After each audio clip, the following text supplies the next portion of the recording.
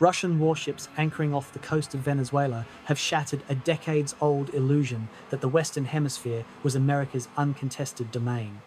What once seemed impossible is now unfolding in real time, Moscow projecting power into Washington's backyard. But this is more than a naval maneuver, it's a symbol of a world in transition from US dominance to multipolar reality.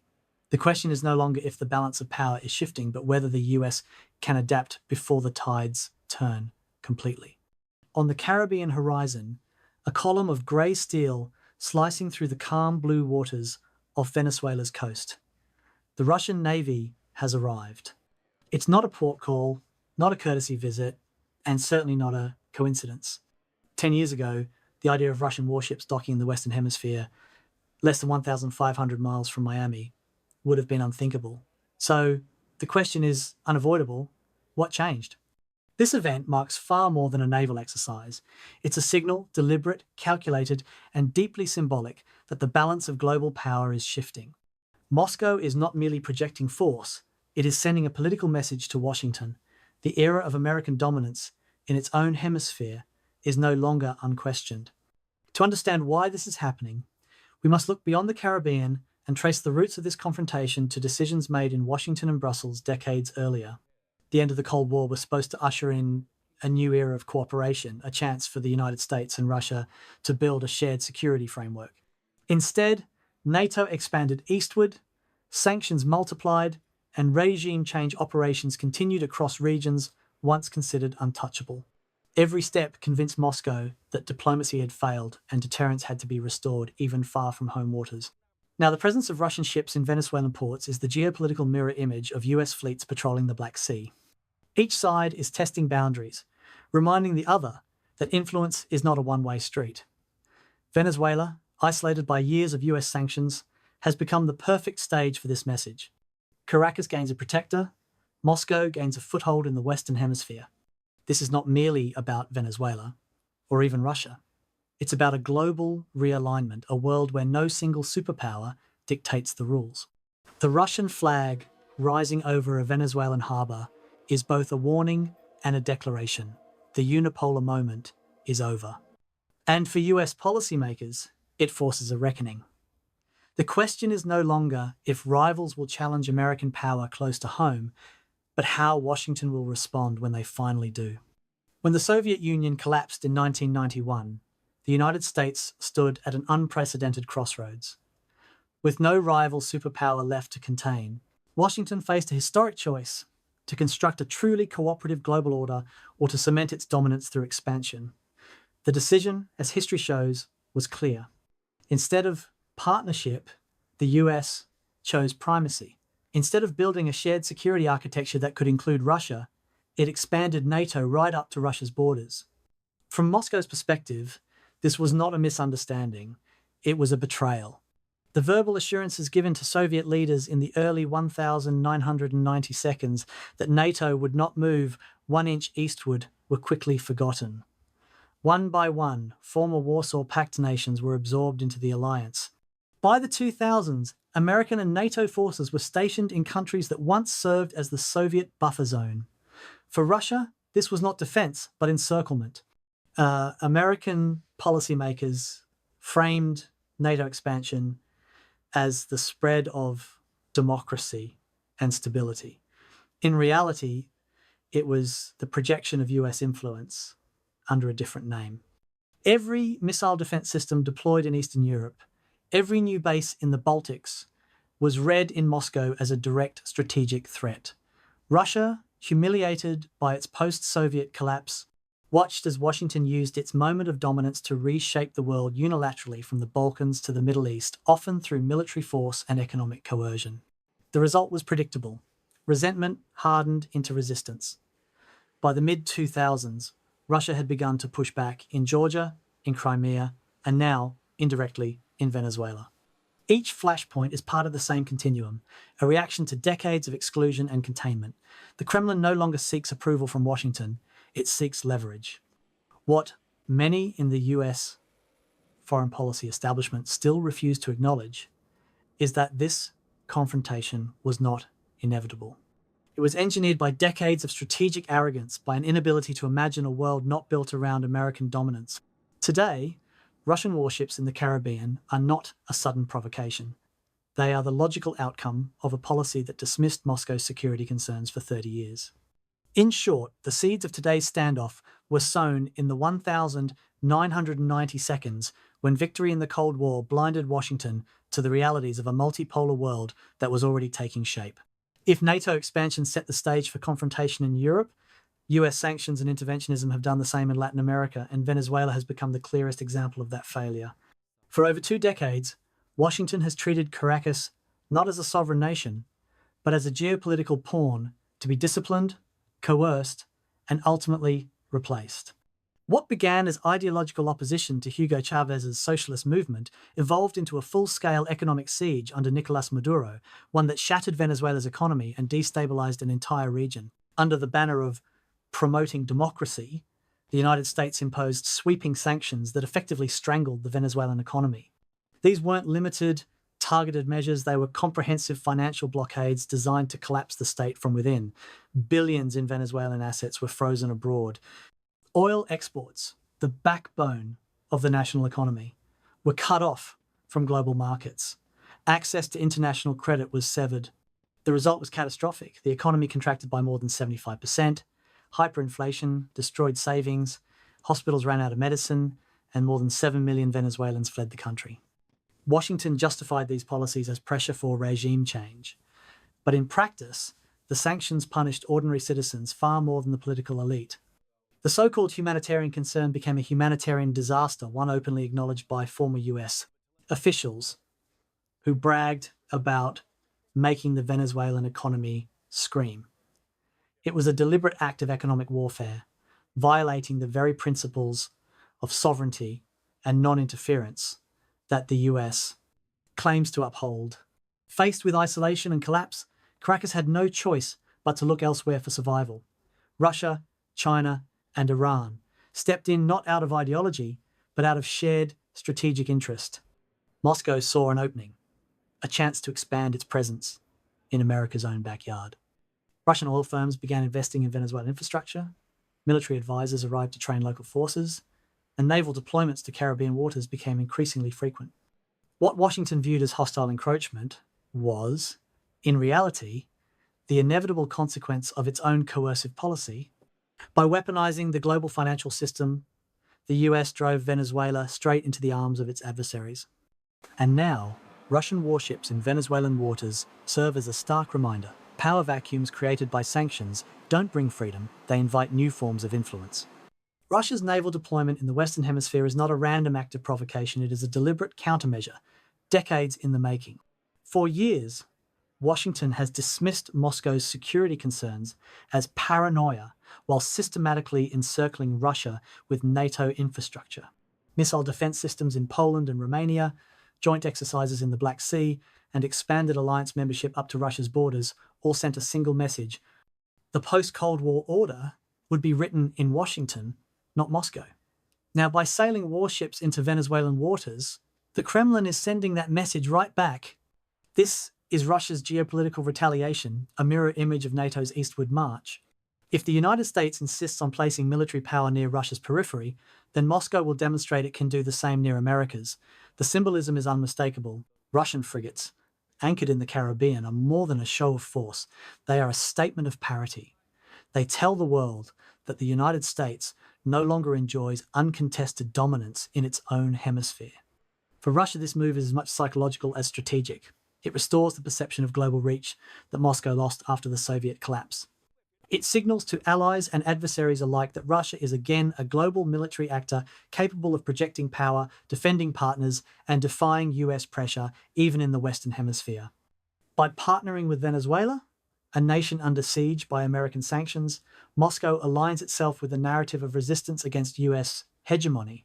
From a military standpoint, the deployment achieves multiple goals.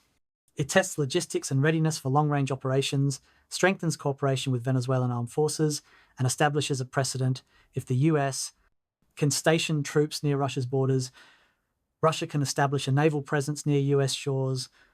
Politically, it destabilizes the Monroe Doctrine's centuries-old assumption that the Americas belong exclusively to Washington's sphere of influence. The move is also deeply symbolic, a declaration that the unipolar moment is over. Russia is demonstrating that global power is once again contested, that the world has entered an era of multi-vector strategy and shared deterrence. What began as a response to NATO encirclement has evolved into a broader statement. Great power competition is back, and this time it extends to every ocean. Washington has condemned Russia's interference in the Western Hemisphere as reckless and destabilizing. Yet the irony is impossible to ignore. The United States is criticizing Moscow for doing precisely what Washington has done for decades across the globe, from the Middle East to Eastern Europe, US.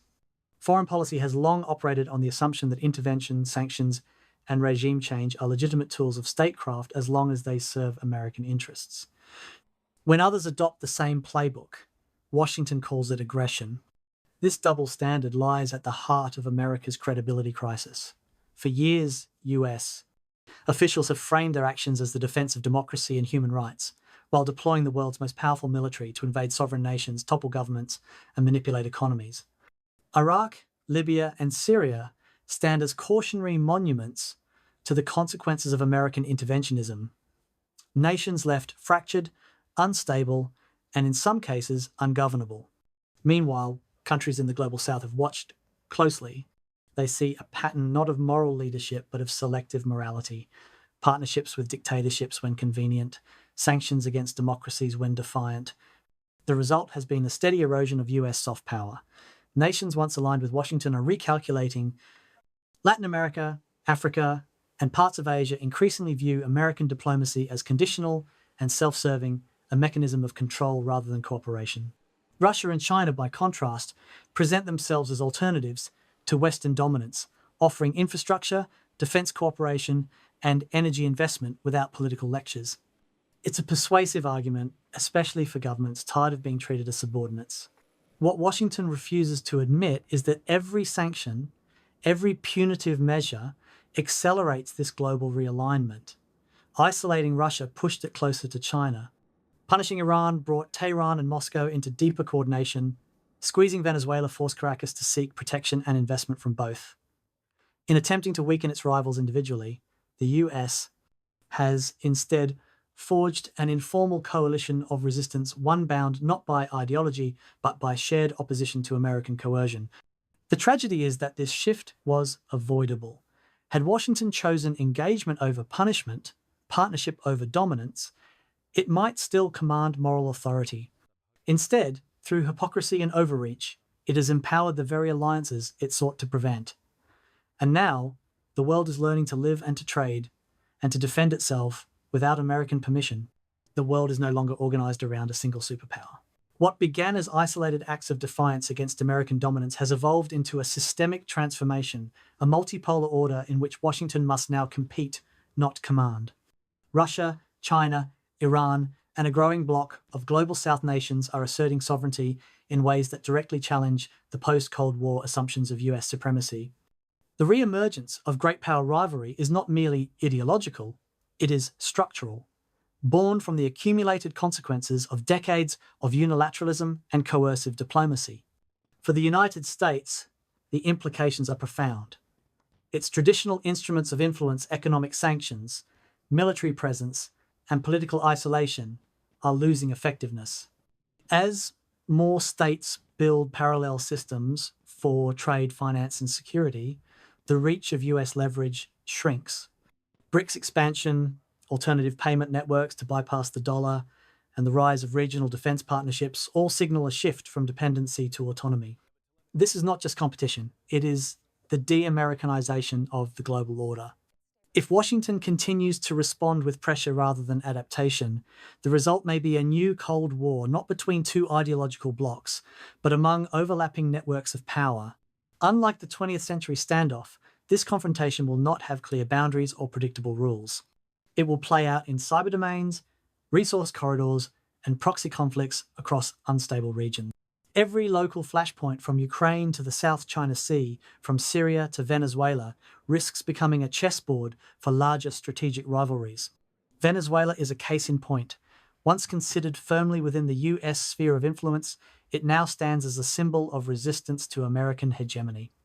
Russia's naval deployment there is not just a show of force, it is a test of will. By projecting power into the Western Hemisphere, historically protected by the Monroe Doctrine, Moscow is signaling that it can challenge the United States in its own backyard. The symbolism is unmistakable. Just as NATO has reached Russia's borders, Russia is now present near America's shores. The danger lies in miscalculation. A standoff in Venezuelan waters, a clash of patrols, or an accidental escalation could ignite a broader crisis neither side truly wants. Yet, as history shows, great powers rarely retreat gracefully. Unless Washington accepts that the era of unipolar dominance is over and learns to share power in a multipolar world, it risks turning the 21st century into a perpetual battlefield for influence it can no longer fully control. As tensions rise and alliances shift, even seasoned strategists like Jeffrey Sachs have warned that the US cannot sustain its global position through coercion alone. Power projection, sanctions, and military dominance may have defined the post-Cold War era, but they are proving increasingly counterproductive in a world where economic interdependence and regional assertiveness shape the new balance.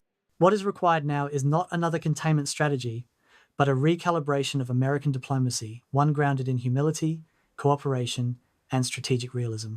Lifting broad sanctions should be the first step. Punitive measures have failed to achieve regime change in Venezuela, Iran, or Russia. Instead, they have deepened resentment and encouraged adversaries to build parallel systems outside the Western framework. Economic siege warfare cannot be the foundation of a sustainable foreign policy. A more pragmatic approach would focus on phased engagement using incentives for compliance rather than punishment for defiance. This shift would not signal weakness. It would demonstrate a return to statesmanship. The second step is rebuilding a multilateral architecture of security, one that does not exclude rivals but integrates them into shared responsibility. The 20th century's binary blocks cannot manage the complexity of 21st century threats: climate instability, cyber warfare, resource competition, and mass migration. These challenges transcend borders and ideologies. A durable peace will depend on dialogue between adversaries, not their isolation. This means rethinking NATO's posture, revitalizing the UN framework, and fostering regional coalitions that include both Western and non-Western powers. Most importantly, the United States must reconsider its self-image as the world's policeman. That narrative, once politically advantageous, now isolates Washington from a global audience weary of intervention. A credible superpower does not dictate, it persuades. Leadership in this century will not come from military superiority, but from the capacity to build trust and to mediate, not dominate, international disputes. If Washington embraces this path, it can still lead, but as first among equals, not as an enforcer above the rest. Such a shift requires courage, the courage to admit that unipolar dominance is no longer viable, and that cooperation is not capitulation. The alternative is clear: a world fragmented by perpetual rivalry, or one stabilized through shared security.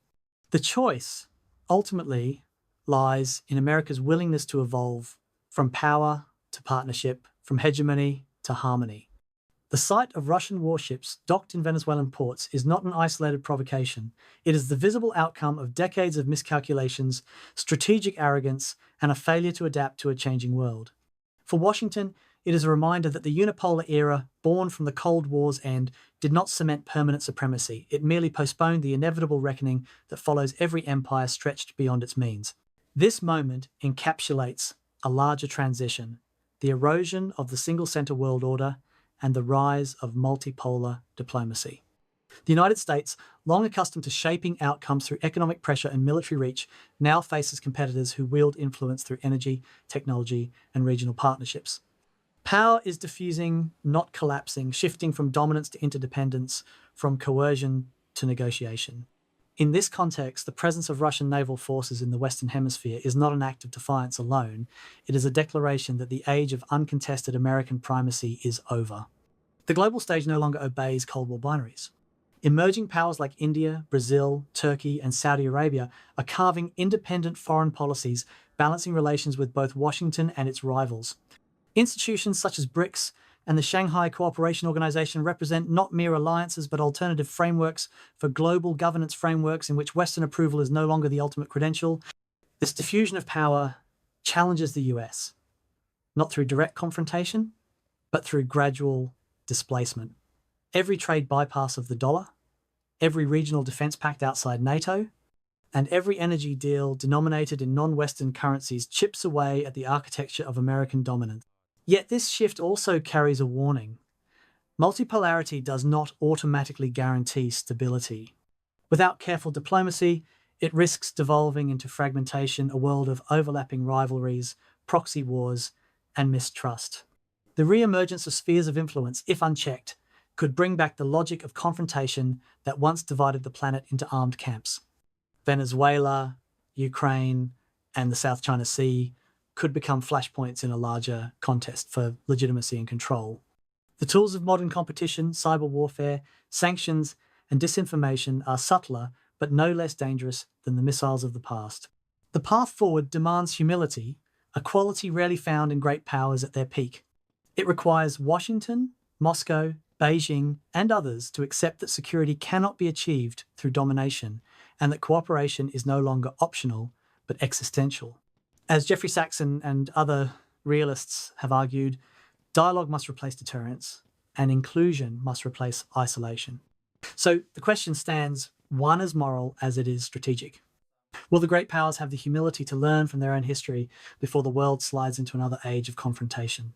Because the lessons are already written in the waters off Venezuela, where steel hulls and political pride meet, reminding humanity that power, untempered by wisdom, always circles back to the same shore.